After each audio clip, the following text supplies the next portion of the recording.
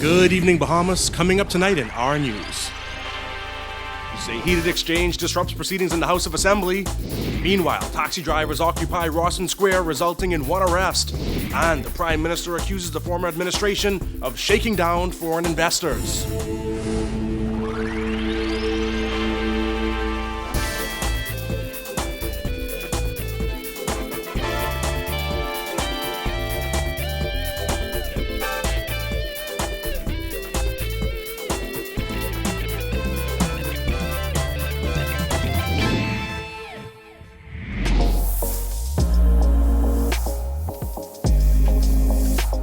Our News is brought to you by Alive. Welcome to our news, and thanks for joining us. I'm Jared Higgs. Topping news tonight, a heated exchange erupting in the House of Assembly today after a back and forth between members of the opposition and Marathon Member of Parliament Romal Ferreira dominated much of the House of Assembly's morning session. The argument erupted after Davis insisted his privilege was breached. Jasmine Brown was there for all the drama and filed this report. The member said some things that imputes to me. Right. Some imputes to me some dishonorable conduct in my capacity as the Deputy Prime Minister or a member of the previous administration. Davis was referring to comments made by Ferreira in Parliament last week concerning invoices connected to the Carmichael Road subdivision. Ferreira said that under the Christie administration, a vendor submitted an invoice totaling more than $4 million for work that was only determined to be worth $300,000. Davis called Ferreira's assertion damaging and demanded that the Housing and Environment Minister produce the relevant evidence or withdraw his statement. Instead, Ferreira came armed with newspaper articles, contracts, minute papers, and invoices. The Marathon MP also slammed Davis, who is the former Minister of Works and Deputy Prime Minister, on BAMSI. When they had the fire there at BAMSI, and he was in this honorable house right here. He was right here. He was right here. I think you were here during that time. You served as Deputy Prime Minister. And I think the issue had to do with whether or not there was insurance because a fire had happened. And I'm quoting you. You said, I do not wish to go back into my past at all. The overarching question was, there was a fire, was it insured to enable a recovery of funds? I guess you've changed that position. You want to go back into the past. Ferreira also antagonized Anglerston MP Glenys Hannah Martin about past statements she made concerning the PLP. It prompted this exchange between the two. An honorable member of this House, the member for Marathon, made an allegation in the absence of the member for Cat Island. He wasn't even here to defend himself when he did it. And the member for Cat Island has just spoken, and the member for Marathon should address what the member for Cat Island says. It's a serious matter. Because, Mr. Speaker, all of us could come in here and make allegations about many of us in here, you know. Many of us in here. I hope we know that, Mr. Speaker. So, I mean, if we're going to go down this road and it's going to be deemed acceptable, then we should know, because I need to go get my garbage can. I will not be dissuaded or deterred by the noise near the garbage cans. I am saying and making a simple point, a very empirical point. After nearly an hour of going back and forth, Ferreira tabled documents, including an invoice which he says was 12 times more than what the Ministry of Public Works recommended be paid to Brighton Bahamas Limited in a memo sent to the Ministry of Housing on June 28, 2018. Ferreira said it prompted him to conduct an online search to identify Brighton's owners. According to the Housing and Environment Minister, that search revealed the company's agent was Valentine Grimes. Now, I know you're not an engineer, I know you're a lawyer, but I do believe that $367,000 or so is less than $4 million. That's all I'm saying. That's the only point I make. I never said that you had anything to do with it other than call the name the Christie Davis administration, but I could understand why you'd want to alienate yourself from that administration. But once Davis viewed the documents, he shot to his feet and disputed the housing minister's claims, saying he was off by $2 million. He stood up there all day talking about a bill, the invoice $4 million. It was not $4 million.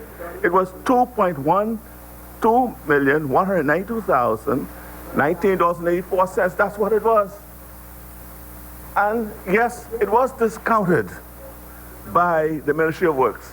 and was discounted by the sum of $367,288.61. Reporting for our news, I'm Jasmine Brown. Thanks, Jasmine. Well, outside Parliament, Prime Minister Dr. Hubert Minnis got an unfriendly greeting from a crowd of taxi drivers who said they've waited long enough to even have a meeting with him. The protest escalated to the point where one cab driver was taken away in cuffs. Kyle Joaquin has the details.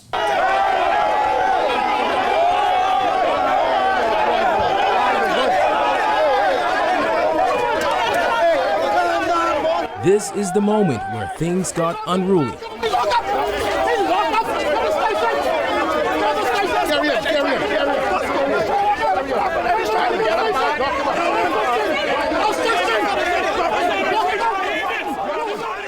A taxi driver pinned to the floor as police handcuff him, the result of a protest that got out of control.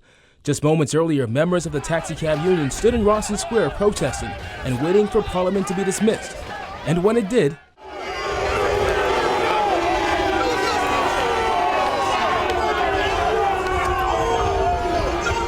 boos hurled at the Prime Minister as he crossed the street. And even after he entered the Churchill building, chaos erupted outside.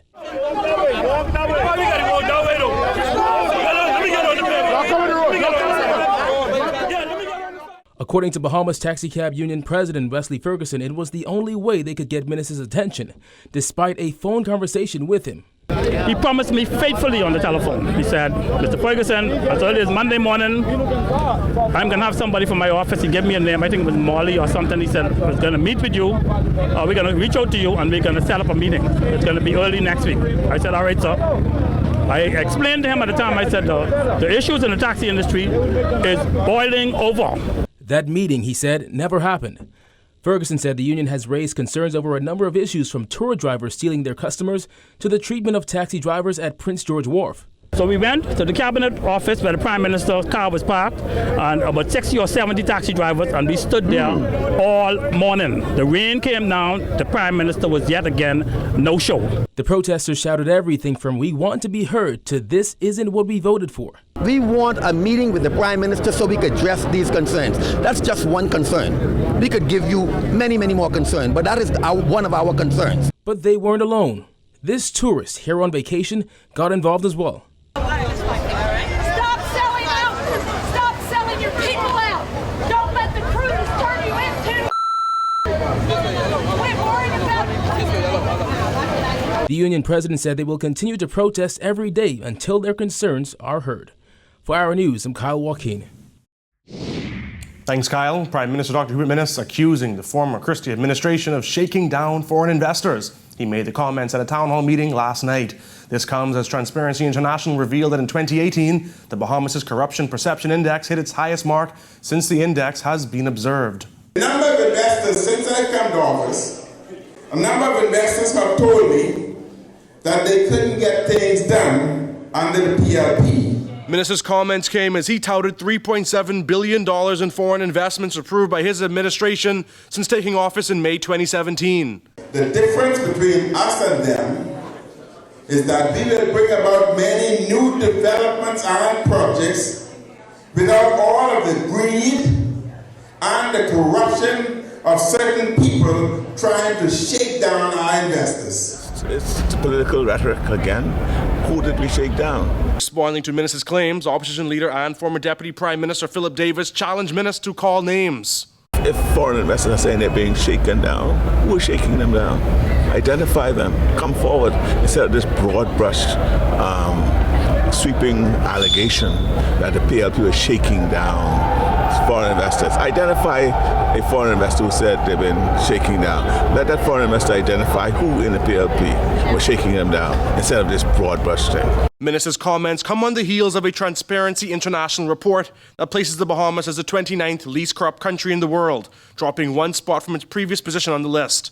It also comes nearly a year after Minnis told reporters that the country loses approximately $500 million per year due to corruption, a figure that Transparency International officials described as unverifiable. Talking to anybody on the street here, people, was that we live with corruption on a day-to-day basis in many ways. Transparency International wrote to Minnis 2 months after he was elected Prime Minister, telling him it expected the government to adopt a National Action Plan for Good Governance, which includes increased levels of citizen participation in the decision-making process. The group also recommended that legislation, such as the Freedom of Information Act and whistleblower protection legislation, be enacted. Organization for Responsible Governance Executive Director Matt Aubrey says another potential law is crucial. The Integrity Commission bill that was tabled over a year ago, that's a very comprehensive, almost global standard as to how you can address this by setting up an independent body that can receive claims and concerns regarding corruption. They can go ahead and work with now we have a deputy director, an independent director of public prosecution, right? They could be working with that. They could be working with the anti-corruption unit, and they ensure that these things are well vetted before they get into court, where if they're not vetted, we see it can take hundreds of thousands of dollars away from the public purse. Minister of Finance Peter Turnquest is dismissing a decades-old claim that government officials conspired with bankers to hide and steal a multi-billion-dollar inheritance from a Bahamian man who has since died. According to unsubstantiated reports, Derek Clayton Roll King inherited up to $79 billion from a deceased American couple. Turnquest addressed the claims in the House of Assembly this morning as he categorized the assertion as a ridiculous tale. Neither the ministry, where the money gone? that's the Ministry of Finance, nor the central bank, nor the named commercial bank elected to respond formally to this patently absurd tale simply because it was and is a patently absurd tale. The DPM said he only decided to respond to the claim after Centreville MP Reece Chipman called for a select committee to investigate all matters related to Roll King. He says over the past week, an expansive investigation has been conducted at both private and government financial entities.